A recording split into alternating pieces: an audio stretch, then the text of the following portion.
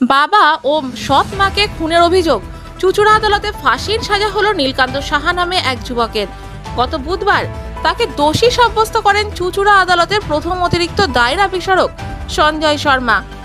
আদালত সূত্রে খবর, 2022 সালের 23শে আগস্ট রাত্রে বলাগড়ের জিরাট স্টেশন রোডে রামকৃষ্ণ সাহার বাড়িতে ভাড়া থাকতেন এক দম্পতি। সেই ভাড়া বাড়িতেই খুন হন চন্দ্রকান্ত এবং অঞ্জনা সাহা। নীলকান্ত অন্যত্র থাকতেন। নীলকান্ত ভাড়া বাড়িতে যায়, সেখানে গিয়ে তার সৎ মা ও বাবাকে প্রথমে বাড়িতে দেখতে পায় না। বেশ কিছুক্ষণ অপেক্ষা করে সামনের সোনার দোকানে। তারপর তারা বাড়িতে ফিরলে নীলকান্ত একটি ধারালো ছুরি দিয়ে তাদের গলার নলি কেটে সেখান থেকে ছুটে পালিয়ে যায়। চিৎকার শুনে প্রথমে বাড়িওয়ালা তার প্রতিবেশীরা ঘটনাস্থলে এলে নীলকান্তকে ছুটে পালাতে দেখে।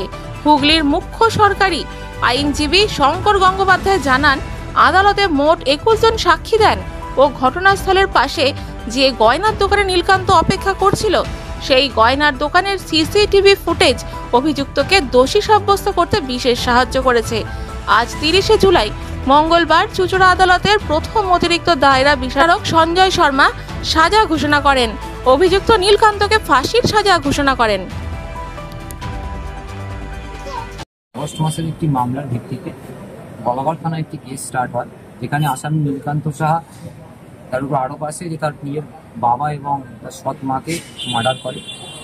সেই ভিত্তিতেই পরবর্তীকালে চার্জশিট সাবমিট করার পর আমাদের এই জুরিসডিকশনে ডেপুটি জজ কোর্টের প্রথম আদালত সঞ্জয় কুমার শর্মার এজলাসে মামলার শুনানি শুরু হয়।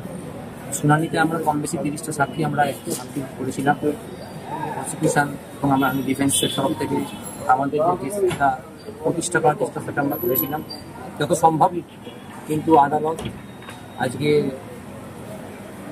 তার রায়ে এসে এই সিদ্ধান্ত উপনীত হয়েছে যে আসামি গিলটি, আমি ফাইন্ড গিলটি এবং তাকে ডেথ পেনাল্টি কোর্টটা সে মর্মে জাজমেন্ট দিয়েছেন।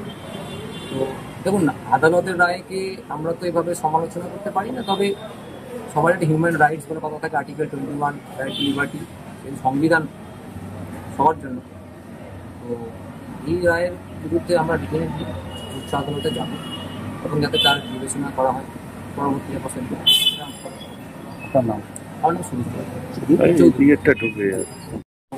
দেখুন, আপনাদের একটা কথা বলছি যে আমাকে পিপি করেছেন আমাদের মাননীয় আইনমন্ত্রী, এবং তিনি আমাদের প্রত্যেকটা মিটিং একটা কথাই বলেন যে প্রসিকিউশন যেন আনডিপেন্ডেন্ট না থাকে এবং প্রসিকিউশনের তরফ থেকে যারা প্রসিকিউটর থাকবে তারা যেন ঠিকভাবে কাজ করে। আমি তার নির্দেশ মেনে কাজ করি এবং আজ পর্যন্ত আমার পিপি হওয়ার পরে 2 বছর কোভিডে কেটে গেছে, কোনো কাজ করতে পারিনি। সেই কোভিডের মামলাগুলো রেডিওতে আরো সময় লেগেছে। তারপর থেকে বেশিরভাগ বড় বড় মামলা যেগুলো আমি আমার হাতে রেখেছি সেই মামলাগুলো প্রত্যেকটাতেই আমি সাজা পেয়েছি। যে কটা মামলা করেছি সব কটা মামলাতেই আমি সাজা পেয়েছি। আমি পক্সো কেসে একটা মামলাতে স্বামী স্ত্রী দুজনকে 20 বছরের সাজা করেছি। তারপর একেরটাই যে কুমরুলের উপপ্রধান তাকে মার্ডার করার জন্য 8 জনকে আমি যাবজ্জীবন সাজা করিয়েছি। পরবর্তীকালে আরো 3টে মার্ডার কেসে আমি যাবজ্জীবন সাজা করিয়েছি। আর আজকে যে কেসটা হলো সেটা তো আপনারা বুঝতেই পারছেন, সে কেসটা ফাঁসি হয়ে গেল। সচরাচর দেখা যায় যে একেবারে বিরল ঘটনা যেগুলো সেক্ষেত্রে ফাঁসির সাজা আদালত দিয়ে থাকে। বলাগড়ের এই মামলাটা কি এমন হলো যে ফাঁসির সাজা বিরলতম? দেখুন, হ্যাঁ, আপনি যে কথা বলেছেন একদম ঠিক, যে এই বিরল ঘটনার কি তার কোন স্ট্রেট জ্যাকেট কিন্তু ফর্মুলা নেই। কোনো জায়গায় বলে যায়নি যে এইটা হলেই বিরল হবে, এইটা হলে বিরল হবে না। আমি আজকে যে সওয়াল জবাব করেছি তাতে আমি বেশি গুরুত্ব দিয়েছি অ্যাগ্রাভেটেড সার্কামস্ট্যান্সেস।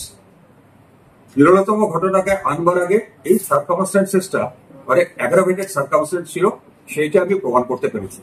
আর দ্বিতীয় কথা হচ্ছে, আমি অনেকগুলো জাজমেন্ট সাইট করেছি, যে জাজমেন্টগুলো কনস্টিটিউশন পয়েন্টকে কভার করে দেখানো হয়েছে। দেখুন, একটা কথা বলছি যে অনেক কথা বলে যে কেন ফাঁসি হবে, কেন ফাঁসি হবে না।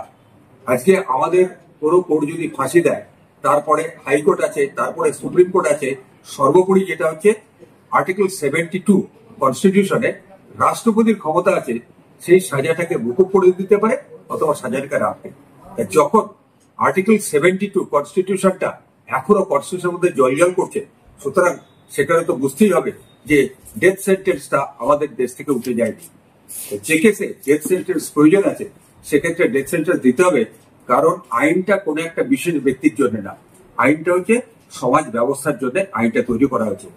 এইরকম কেসে যদি ডেথ সেন্টেন্স না দেওয়া হয় তাহলে সমাজের কাছে সেই বার্তাটা যাবে না এরকম গ্রুসাম অর্থাৎ এরকম নৃশংস বাবা এবং সৎমাকে একের পর এক প্রি প্ল্যান করে এসে, এবং সবচেয়ে আপনাদের জানিয়ে রাখি যে এই ছেলেটি অর্থাৎ এই কেসের যে আসামি সে প্রথমে এসছিল, এসে তার বাবা মাকে বাড়িতে দেখেনি। এইবার সে এসে অপেক্ষা করেছিল তাদের আসার জন্য একটা সোনার দোকান, পাশের সোনার দোকানে, এবং তারপরে তার বাবা মা যখন বাজার করে পুরো ব্যাগটা খুবই লোডেড ব্যাগ ছিল, দুটো হ্যান্ডেল, একদিকে বাবা একদিকে তার স্ত্রী ধরে বাড়ির মধ্যে ঢোকে, সেই মুহূর্তে সে তাদের দুজনকে অ্যাটাক করে, এবং যেহেতু তারা বয়স্ক লোক ছিল তাদের সহজেই তাদের কবজা করে প্রথমে সে বাবাকে মারে এবং পরবর্তীকালে মাকে মারে। বাবা হাসপাতালে নিয়ে যাওয়ার কিছুক্ষণের মধ্যেই মারা যায়। মায়ের অবস্থা, সৎ মায়ের অবস্থা খুব ক্রিটিক্যাল থাকার জন্য তাকে চুচুড়া হাসপাতালে ভর্তি করে, কিন্তু যেদিনকার ঘটনা তার পরের দিন মাও মারা যায়। এটা একটা বিরলতম ঘটনা তো বটে। ঠান্ডা মাথায় বাবা তার জন্মদাতা বাবাকে এবং তার সহধর্মীকে মার্ডার করছে, ওইরকম একটা স্টেজে এটা খুবই অ্যাগ্রাভেটেড সার্কামস্ট্যান্সেস। এবং জজ সাহেব আমার সওয়াল জবাব এগুলো বিচার ব্যবস্থা করে তিনি এই সিদ্ধান্তে উপনীত হয়েছেন। যে এই নিয়ে কজনের হলো এখানে চুচুড়া কোর্টে আজ থেকে বছর 3.5 আগে একটা সাজা হয়েছিল, লাইফ ইমপ্রিজনমেন্ট হয়েছিল, মৃত্যুদণ্ড হয়েছিল। সে কেসের ফিচারটা ছিল একটা মেয়েকে, একটা বাচ্চা মেয়েকে রেপ করে তারপরে তাকে মার্ডার করে, মার্ডার করেও সেখানে শেষ হয়নি, সেই আসামি সেই মারা যাওয়ার পরেও তাকে আবার ধর্ষণ করে তাকে একটা ইট ভাটায় নিয়ে গিয়ে বস্তায় পুড়ে পুঁতে দেয়, এবং সেখানে গর্তটায় জায়গা হচ্ছিল না বলে তার ঠ্যাং দুটো কেটে সেই গর্তের মধ্যে থেকে তাকে পুঁতে দিয়েছিল। সেই কেসে একটা মৃত্যুদণ্ড হয়েছিল। তারপরে আজকে আমার এই মৃত্যুদণ্ডটা আজকে ঠিক আপনি যেটা বলছেন সেইটাই, মানে এইটা কি সমাজে একটা দৃষ্টান্ত হওয়া দরকার যে সন্তান কিরকম হতে হবে। নিশ্চয়ই, শুধু তাই না, আপনাদের আর একটা কথা বলে দিচ্ছি যে একটা মামলা যদি মৃত্যুদণ্ড হয় তারপরে সে অ্যাপিলে যাবে হাইকোর্টে, হাইকোর্টে টেস্টেড হবে তার জায়গা। সেখানে যদি হাইকোর্ট সেই আইনটাকে সেই সাজাটাকে বহাল রাখে সে যাবে সুপ্রিম কোর্টে, সুপ্রিম কোর্টে যদি তার সাজাটা বহাল থাকে তাহলে তার শেষ জায়গাটা হচ্ছে রাষ্ট্রপতির কাছে প্রাণ ভিক্ষা করা। সুতরাং অনেকগুলো টেস্ট আছে। সুতরাং একটা আসামির যদি ফাঁসির সাজা হয়, সে যদি ফাঁসি থেকে মুক্ত পায় তাহলে সমাজের কাছে কিন্তু এতদিন ধরে সেই বার্তাটা চলে যাচ্ছে এরকম ধরনের অপরাধ করলে এই ফাঁসির সাজা পেতে হবে। সুতরাং এটা একটা সমাজের প্রতি বিরাট একটা দায়বদ্ধতা। আমাদের মাননীয় প্রথম দায়রা জজ শ্রীযুক্ত সঞ্জয় শর্মা, মাননীয় সঞ্জয় শর্মা সবকিছু বিচার বিবেচনা করে আজকে এই সিদ্ধান্তে উপনীত হয়ে তাকে ফাঁসির সাজা শুনিয়েছে। This channel does not promote any violent, harmful or illegal activities. All content provided by this channel is meant for an educational purpose only.